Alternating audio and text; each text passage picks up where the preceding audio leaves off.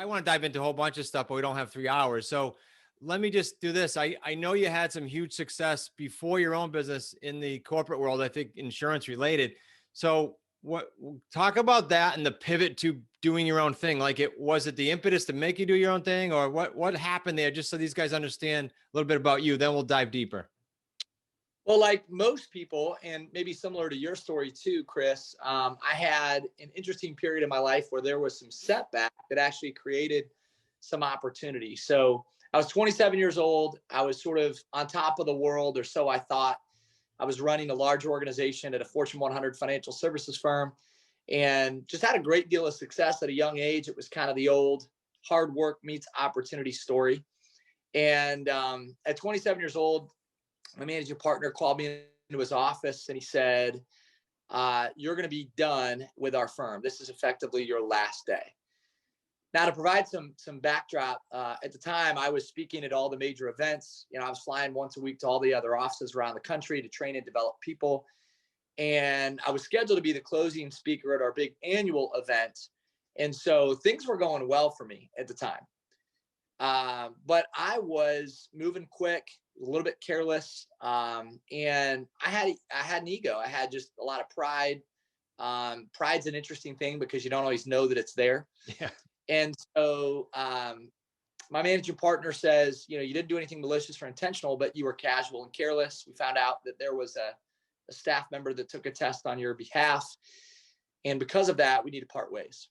So it was his choice. It wasn't like a major, infraction, but he felt like based on my pace and my casual spirit, we needed to part ways. So there's obviously more to the story, but he made that choice. We parted ways. And it was devastating. It was relationally difficult, reputationally difficult, and financially extremely difficult. At the time, I was involved in some real estate projects. The banks called the loans based on my employment status, which meant I went from the penthouse to the outhouse almost overnight. Wow. Lost $1 million. And at 27 years old, it's not like I had a lot that I could fall back on. I didn't come from money. So God taught me a lot in that season. I just learned a lot about myself. I learned a lot about stewardship, leadership, and relationships. But out of that came some really cool things. I met a gal who's my now wife, and we have 3 beautiful children. Awesome. God used that season of my life to sort of shape me as a husband and a future father. And I had to deal with some of those issues around my pride, my ego, and even just the pace of life. And so we started a consulting business. Ironically, so many of our clients are now in the financial services industry. The short story is I was able to get back with the same firm, but it wasn't the same. I had really lost about 99% of my clients. I had to kind of rebuild from the inside out. But one day I said to my wife, I said, this coaching thing is going pretty well. I think I could leave the financial services career behind. And so we did that. And today we work with several thousand clients in the world of sports and business. And I'm fortunate to work with some really interesting individuals who want to take their leadership game to the next level. I love it. So a blessing, kind of like my story we talked about earlier today. Interesting. That's right. Yep. And did you, if I'm not mistaken, did you memorialize that in some kind of a book, or did you not do that yet? I haven't done it yet. It's probably coming at some yeah, it's coming at some point, but hopefully when it does, it will be a blessing to others who are going through adversity. I can't wait to support it. There's more to it, like you said, but we'll come back to that. Just this morning when I was on your show, and I want to give that show a shout out. Can you tell these guys how to subscribe to that before I dive in? Actually, your show.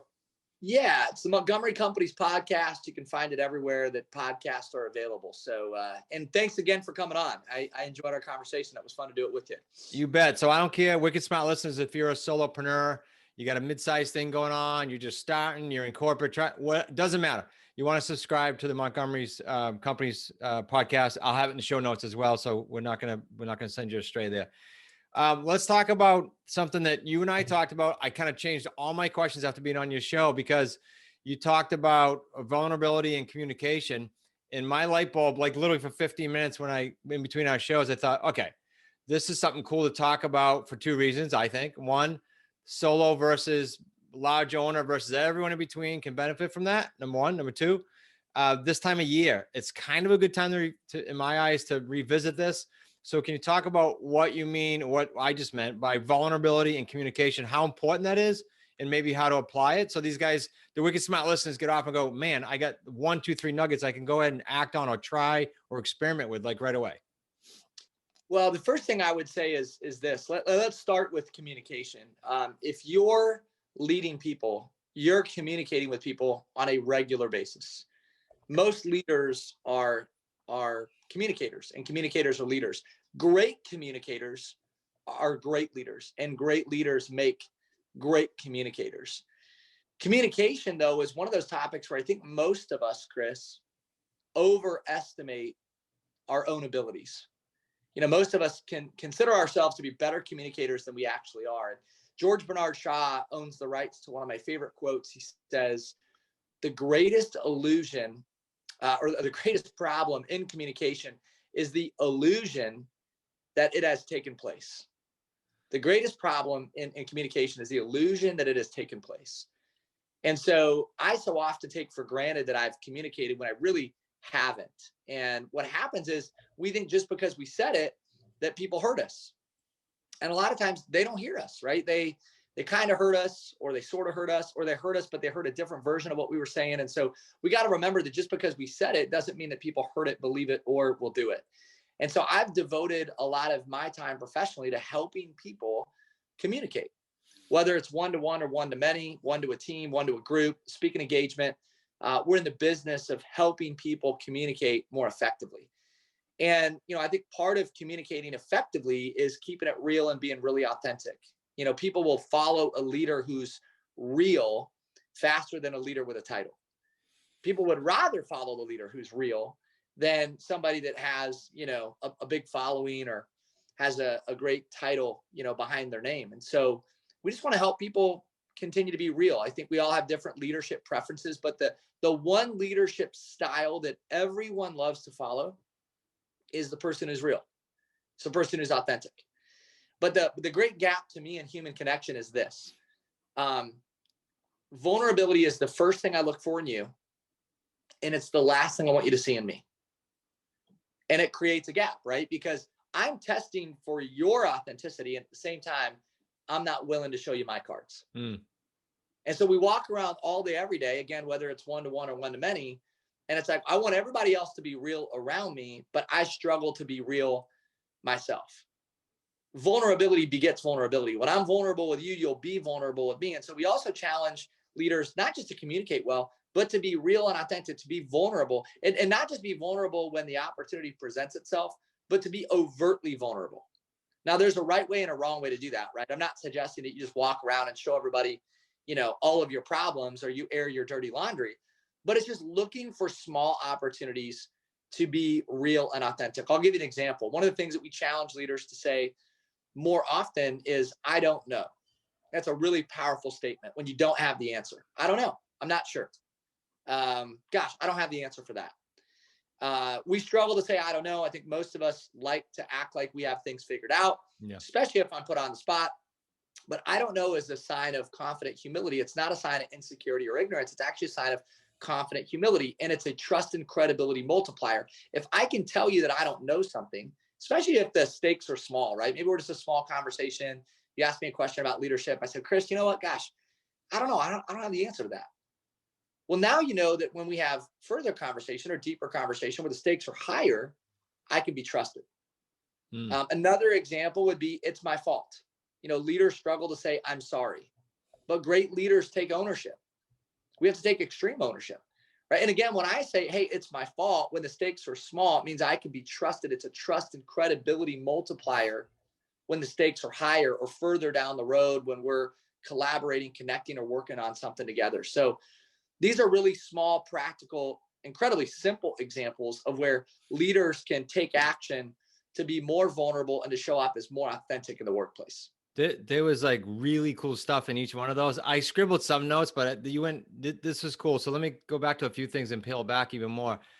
Well, first, do you think, to the vulnerability issue and communication issue, do you think it's also 100% related to, if someone's listening right now, literally just their relationships, like personal relationships? What are your thoughts on that? Not just business world. I want to make sure I'm understanding your question, but I think most of us struggle with vulnerability in all areas of our life, like Yes. business world. Yeah. And even some of our closest relationships and friendships. And, I think to know courage is to know failure. I think Brene Brown famously said that, to know courage is to know failure. And I think a lot of us have a backwards view of courage, right? It's like, well, to be courageous, especially in the sales world or in the people business, it's like I put my armor on and I sell and Yeah. I create transactions and I'm tough, and I can handle rejection and adversity. The sad part is that's not what creates human connection. The beginning of courage is vulnerability. It's showing people, it's taking the armor off and saying, hey, this is me. These are some of my flaws. I'm not, Superman. I don't have it all together. Yeah. People are drunk, so I think it shows up in all areas of our life, to answer your question. Yeah, big time. And do you think the vulnerability or lack of is ego driven? I'm curious on your take on that. Is it a bunch of variables in your opinion? Yeah, I think a lot of it is pride and ego. I mean, I don't know anybody that loves to admit wrong or that loves to talk about, hard stuff. Like, and again, there's a right way and a wrong way to do that. Right. I think it's hard to let people in, and we live in sort of a superficial world that doesn't help that, right? I mean, social media has made things very artificial. And so what happens is we're comparing our inside to everyone else's outside, right? Like I walk around all day long. I know all my own stuff. I know my faults. I know my struggles. I know my weakness. And now I'm comparing my weakness and my struggles to all the good stuff that everybody else is putting out on social media or that I just see in day-to-day interaction, because I see such a small window of somebody's life. And that leads to a lot of insecurities and a lot of issues that we have around our confidence and how we see ourselves. But yeah, certainly I think it's a struggle for all of us that we got to continue to work on. All right. So I want to give him a nugget. If we can put this into a nugget, I want to give him a nugget, and then I want to go to a communication thing I had that triggered from what you said. So the nugget would be, ideally, if we have one for them, would be, all right, I'm listening to this. I'm not vulnerable. I don't communicate that way. Is there like an exercise or not a test, but something you can give them to try today? You know what I mean? Like with someone they're with on the vulnerability side, or is that too hard to like? No, I think it's great. And I love practical tools. I love giving people things that they can implement and use. So I'm going to go back to these two statements that I made earlier, and I want to challenge the audience to use these two statements overtly. And what I mean by that is not when you're put on the spot, not when the opportunity presents itself, but literally look for opportunities to tell your audience, again, whether it's one-to-one or one-to-many, I don't know. Okay. I'm not. I don't have the answer to that. I'll give you a great example. We work with a lot of financial advisors. Somebody said this recently. You should not trust an advisor that can't use or doesn't use the statement, I don't know. There's nobody that has it all figured out. Bob Goff is the master of this. If you follow Bob Goff said this recently. We were at an event together in San Diego, a small group of leaders. I was actually there with David Nurse, our mutual friend. Yep. And so Bob gets ready to speak, and here he is, one of the foremost experts on leadership, communication, vulnerability. And this is how he opens his presentation with us. We're sitting together in this room, 40 leaders, and he says, hey, I'm Bob Goff. He said, you should know this about me. I am just massively insecure. That was like his opening statement. Here's this guy that's written all these best-selling books. He's this famous author, and immediately you feel connected, right? You're like, wow, like I can connect with this. He's real. I can relate to this guy. So I think the action step is look for opportunities to admit weakness or shine the spotlight on your weakness or the things that you don't do well or the things that you don't know, and confess those things in the right setting and with the right timing. And I think that takes some tact, right? Again, I think there's a right way and a wrong way. The final thing I'd say is if you've been through something difficult, be willing to share that with others. Too many times you try to cover up. Like, I love the way, Chris, that you talk about 2008. Love it. I mean, again, when I was researching you and learning about your story, I immediately felt drawn to you. In fact, I was inspired. I was really encouraged. I thought, here's this guy. If this guy can build all that he's built, or a good chunk of what he's built over the last 13 years, and gosh, look at what you have today, that's a real encouragement. No, I appreciate it. So if somebody, whether it's in your marriage, with your family, in your business, if you've been through something difficult, share it. How do you know when it's time to share it? When it no longer affects your current identity. If you're still struggling, like if you're really wrestling with who you are as a result of what you've been through, probably not the right time to share. Yeah. But if it no longer affects your current identity, share it. Have a willingness to be real. Love it. Some cool things to talk about today with their center of influence and whoever they run across. The next question, you said something earlier about the communication is not always what we think, and I might be saying a little bit off, but what went to mind immediately is my team laughs. Sometimes if I call it Chris brain, they'll go like, well, you thought we knew that, but that's not what we got. So for me and others, talk about vulnerabilities. How can we experiment with that? How can we get better at that? Because they laugh about it, but it's true, right? So if they're still laughing about that, I'm still doing it. So how does someone that has that gap, like myself, how do they fix that? How do they work on that? I believe the beginning of growth and development is self-awareness, and that's I think for you and I both, and for everybody listening, we're always evolving in our awareness. In fact, if I come across somebody that says, I'm really self-aware, it's kind of like a tall tale sign that they have a lot of work to do, Yeah. And a little bit like a crazy person, right? Like a crazy person doesn't know that they're crazy, what makes them crazy. It's the same person, the same thing with a person that thinks they're really self-aware. That's an issue. Yeah. They don't know that they're struggling with that. And so I think you got to ask a lot of questions. You got to get a lot of feedback, and you have to really slow down to think about how the world is experiencing you. That's it. So the to-do, again, the application for someone listening is ask specific questions and ask them often. Like one of the worst questions is, can I get some feedback? It's almost impossible to respond to, especially if you're a person of influence or you're leading a team. Like this would be true for you, Chris. And you have some people around you that are willing to share the truth, right? You work with family and people that know you really well. But in the average setting, the average person is not going to give you a candid answer because you have influence over them and you have more experience than them. And so if you ask a question like, can I get some feedback? They're not going to know what to say. But if you said, hey, after listening to my presentation today, I'd love for you to provide some specific feedback on my pace and my tonality. I'm really trying to slow down my presentation and be more clear with my audience. Could you speak into that? Could you provide some specific feedback? So specific questions leads to specific feedback. I think we got to slow down to get more feedback from the people around us so that we can grow in our awareness. I almost feel like the way you said that too, if you ask that specific question for specific feedback, you probably get additional because you went specific versus backdoor.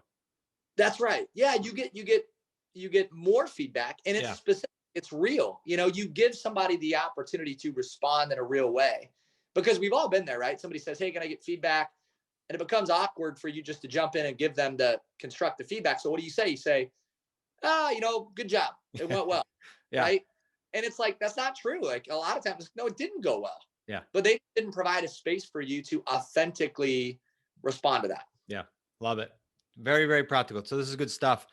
I saw when I was doing my research on you as well, Jordan, something with connection, I think, with personal values. I guess my question was personal values versus business values. Do you think one drives the other? Do you think personal values drives it all? Do you live by personal values? Like just address personal values in general. Thoughts on that versus business, or they one and the same? I heard this said recently of somebody that I really respect, a pastor who was riding off into the sunset, and his wife was speaking. She didn't speak a lot, but she was kind of speaking as a send-off to his, his days were over as a pastor. He was kind of retiring from the pulpit.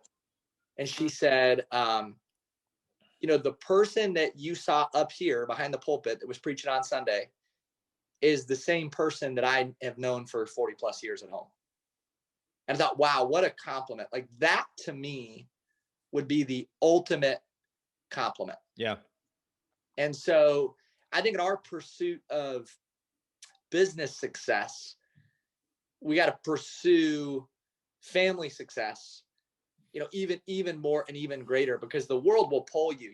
So often if your values aren't clear, your goals can actually take you to a place that you never intended to go. And we see that happen with a lot of young leaders, right? They get so focused in their business and they start to drift. And that's what happened to me in my story, Chris. At 27 years old, my goals were set before I really knew my values. And my goals eventually took me to a place that I never intended to go. I went so fast and it happened so quick.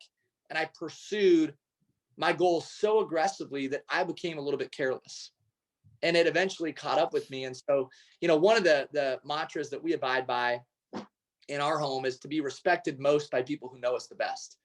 If I'm admired by the world, if I get the big standing ovation from all these people that don't really know me, but then I lose with my children, or I'm not really present with my wife, then that's not really a life well lived. And to me, it's not good stewardship over the gifts that God gave me. So, to me, it starts with winning at home. And I think your personal values and your business values really need to be fairly congruent. No, I love it. I feel like, again, I could peel back each one of these onions about half hour each. So we're going to have many encore chats together. For sure. So two last questions then on that note. One is, you and I both spoke, me on your show, you on my show, coincidentally, about our challenges, and then why that was kind of good and how we learned from it and all that. How does someone get in that mindset? I got asked this recently. How does someone get in that mindset where they don't, I don't want to say don't own it, because they do own it, it's their responsibility, but don't get caught up in that failure or that speed bump, and as fast as possible get out of that and use it as a lesson? Any thoughts around that? How can they do that, or how can they speed that up? Well, to someone who is struggling currently, again, maybe it's not in your business, but it's in some area of your life. You're listening to this and you're dealing with that. I want to remind you that failure can make you feel like you're the only one going through it. Yeah.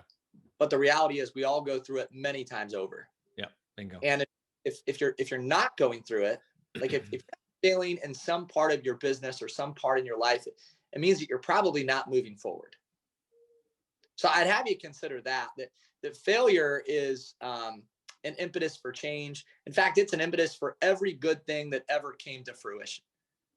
So if you're failing, I'd say good for you, right? You should be failing. And if you're not failing, it means you're probably not failing forward. So I think it starts with our perspective on the subject matter.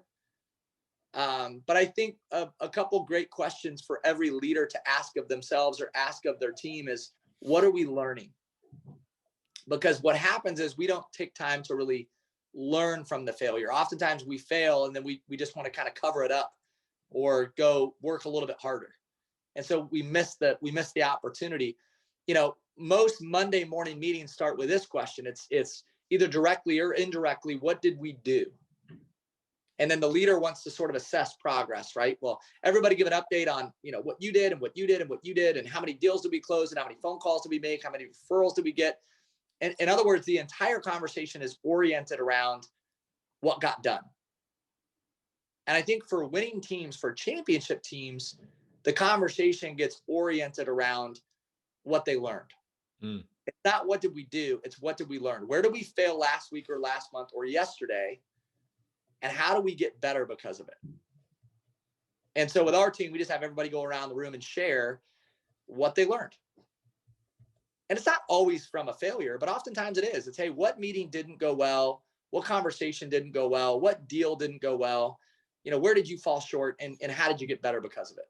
And so we've created an environment where people are willing to celebrate failure. It's like, hey, let me tell you how many times I screwed up, and let me tell you how I fell flat on my face. And it gives people the power to share. I love it. I could see that being practical for coaching, even in our environment. We have some high drivers, and I could see that being super cool thing to ask weekly. So that's a great nugget for me. So thank you for that. I appreciate it. My last question's up to you. What I get off interviews, you and I do a lot of interviews, and I'll go, man, I didn't say this, or why didn't Jordan ask me that? Is there anything I didn't ask you, or anything you want to add for a nugget or two? And then I want you to make sure you share any and all ways that these guys can reach you, because we didn't even begin to peel back a lot of these cool areas that you're an expert in. Well, I just enjoyed the conversation, Chris. I know that you and I are going to stay connected, and we've got a lot of good conversation in our future. Here's what I'd share with the audience. if you reach out, send me a message on Instagram or send me an email. Would love to connect. If I can be helpful, if I can be a resource, maybe it's just answering a quick question about leadership or communication or some of the topics that we covered today. Or if I can add value in your world in any way, shape, or form, let me know. And I would be happy to connect. One of the beautiful parts of doing these shows and having these conversations is you get connected to some really interesting people. Right. And so some of the best people that I've ever met have come from a direct message on Instagram or an email that, it starts with one simple question that leads to a relationship. So if I can be of value, let me know. Would love to be helpful with anybody listening. And Chris, I just want to say thanks again for your preparation. I've been on a lot of podcasts. I know you've been on a lot of shows. Your team is phenomenal. Like, talk about detailed, organized, dialed in. They know the mission. And that's so obvious with how they operate and how they conduct themselves. So first class experience. I just feel honored to be a part of all that you're doing. No, likewise, right back at you, because we just ended your show. So your email address, and we'll put it in the show notes. Jordan, what's your best email? It's Jordan, Jordan, at montgomerycompanies.com. Jordan. Awesome. You're awesome, buddy. I appreciate your time. I know it's valuable. We've all got the same 10,080 minutes, and you used a bunch, 30 of those and 60 of those with me today, because we were on twice together. So thanks a bunch. I appreciate you. Well, hey, thanks for being you. Stay wicked smart. I hope I'm saying that's perfect. That. And man, I really appreciate this conversation, the time shared. So thanks again. Love it. Thanks, buddy.